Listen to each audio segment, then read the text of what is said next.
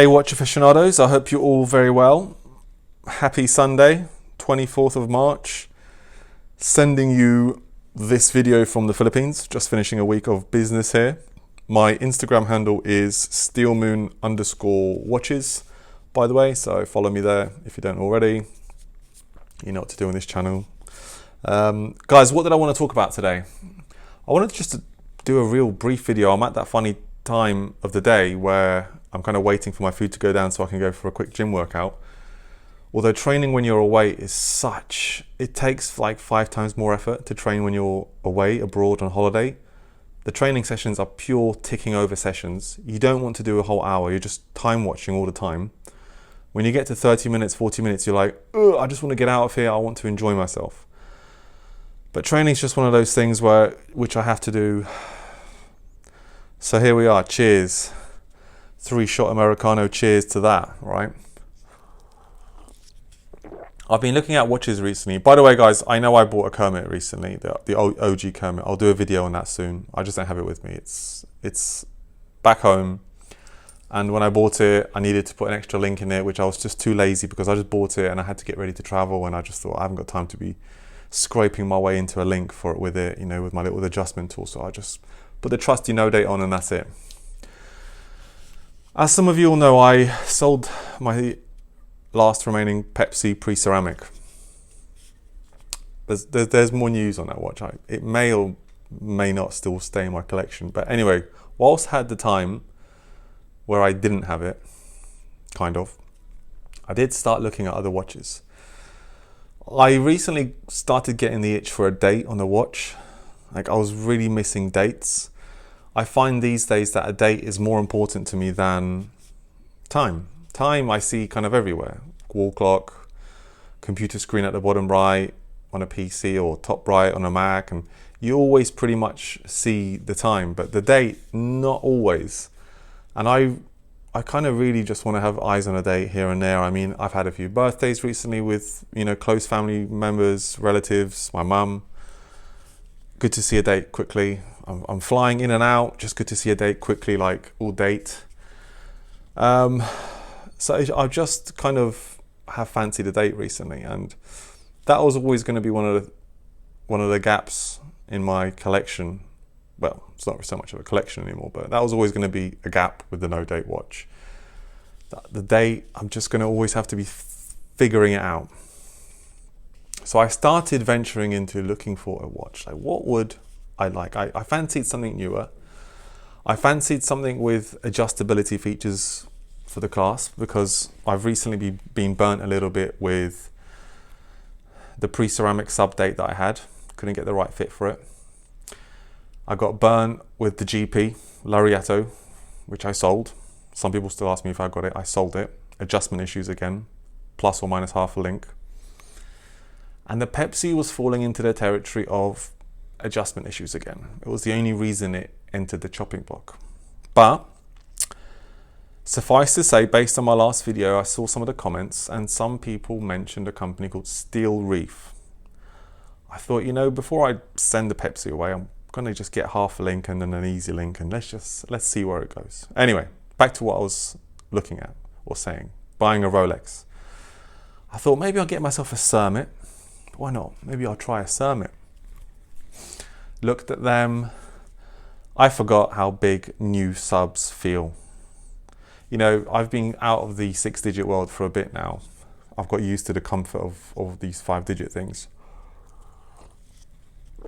The new Submariner, great looking watch. I mean, the new sub in general, good looking watch, but the bracelet feels like a bangle. That's why I was going to say bangle. The clasp size, and it just felt like I was wearing something, you know. This thing, I don't ever feel like I'm wearing the sub no date. It's just, granted, you know, it's just a little bit boring at times, but it just does what it does really, really well.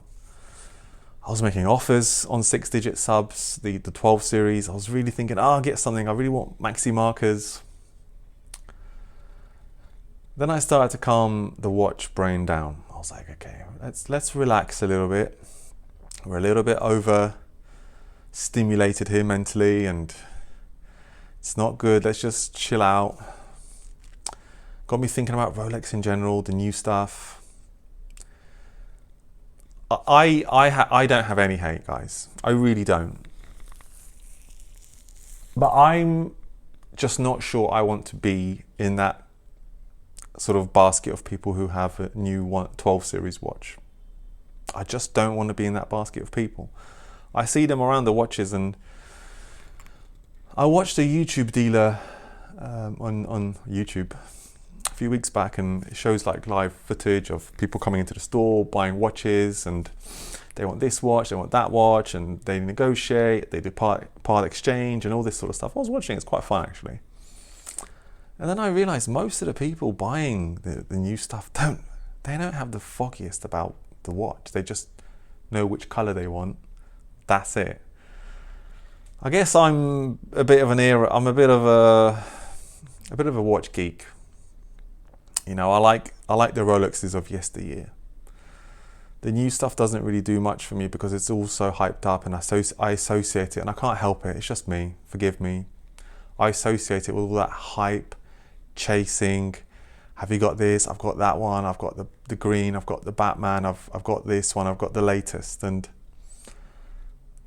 there is nothing wrong with the older stuff. Those are the OGs. Those are the OGs, the ones which kind of everything comes from. That's the blueprint. And so after everything going through it, I thought, yeah, I'll treat myself to a new one. I thought just something inside me couldn't do it. It couldn't do it. I mean, even if I was to get a Daytona, it'll still be the full steel Daytona with no ceramic. I can't stand the ceramic Daytona. And they're not like exactly simple to read like this. I'm here in the Philippines, and I saw, in Southeast Asia in general, there are quite a lot of pre-ceramic watches. You can really get a feast of pre-ceramic watches. It's quite nice. And you see how nice they really look in the wild, and why you go for them. Not so much in like Dubai or Europe. You see more of the newer stuff, especially Dubai. It's really the new stuff all the time, and it's kind of, I'm just desensitized to it. I guess that's the right word, desensitized. It's similar to me being desensitized in the Middle East to Ferraris, Lamborghinis, G-Wagons, all of the above. All that stuff I'm just desensitized to. I saw a few months ago now in Dubai, I saw a parked up Subaru Impreza, old school Celica Rally, and a Mitsubishi Evo 6, it must have been Rally, Tommy Mackinnon.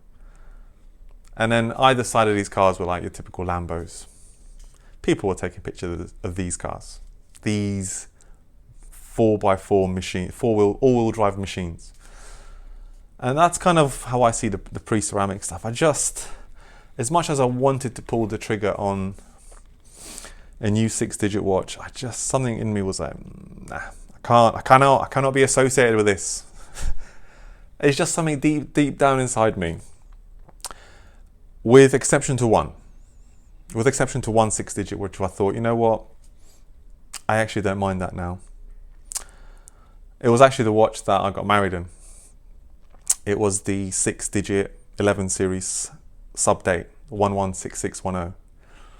I thought about that watch, and maybe if I could pick one up of a certain year, I'd maybe go for that watch, because it's got the glide lock, it's got a date, the maxi, it's okay. And it's not the latest hype stuff, you know, Batmans on Jubilees and Summits, Starbucks, whatever you call them. It's just a regular black sub-date. A lot of people message me on IG and ask me, oh, you know, I just don't want to have a black sub. Everyone's got them. Yeah, like a lot of people have them. Like, if you want to be unique, feel special, Rolex is not your friend. It's not. If you want to achieve a certain milestone, which you reflect internally saying, yep, managed to achieve that watch, good. But don't go to Rolex thinking you're going to be unique and feel special. Forget it. Maybe in your family you'll be unique. Everyone's got that whole, you know, break the generational struggle, buy a Rolex. Fair enough. In your family you might be unique. Outside in the real world, you're not. But I have a counter argument to that. It's like buying an apartment or a condo in a huge block of them, right? Every apartment is the same in that block, apart from slightly different views, but they're all the same. So you might say, well, I don't want to live in the same apartment that someone else has got, right? Sub-date. But you make that apartment your own by the way you decorate it, by the way you sort everything out inside, who lives in it, your family, your kids. That apartment becomes your home. Doesn't matter if it's the same apartment as upstairs, it looks different inside, feels different. And I was speaking with someone recently and they said, it's sad to see a watch unworn with no marks. I said, it is. They said, the watch has no soul. Marks, scratches, imperfections give it soul. And it's so true. So if you do have a black sub-date, or you're looking for maybe a black sub-date 6 digit, it's fine. You won't be unique to the outsiders. Who cares about them? But you'll make it your own. You'll forge memories of that watch. You'll make small marks, scuffs. One day when you give that watch to your kids or whoever, it's going to come with your tapestry of life on it, so to speak. You know, kids getting a pure unworn watch in amazing NOS condition, just a watch.